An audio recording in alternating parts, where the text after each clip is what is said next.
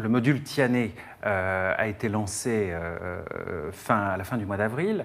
C'est un gros module, 22 tonnes. Imaginez un gros autobus dans l'espace.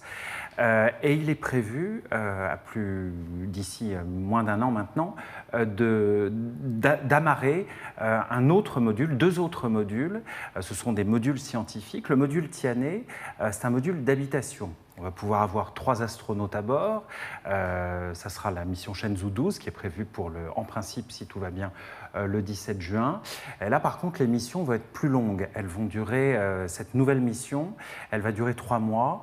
Ça va servir à activer le module Tianhe, vérifier que tout se passe bien, activer les systèmes de support vie, bref, préparer le terrain aussi pour les missions qui pourront arriver au cours de l'année prochaine.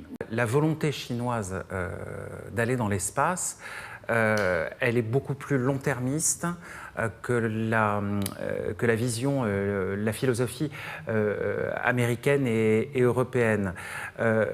L'idée, c'est pas de se dire quand va-t-on le faire, mais faisons-le tout simplement, allons-y.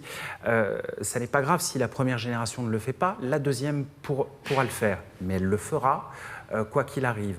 Les projets lunaires, par exemple, de la Chine, ils existent depuis, on a commencé à en parler il y a près de 20 ans. Moi, j'en ai parlé avec mes confrères, on en parlait déjà il y a 20 ans. Donc en soi, c'est pas nouveau, mais il faut disposer du matériel, il faut déjà amasser des compétences. On y va par étapes. Chaque mission va servir à préparer la suivante.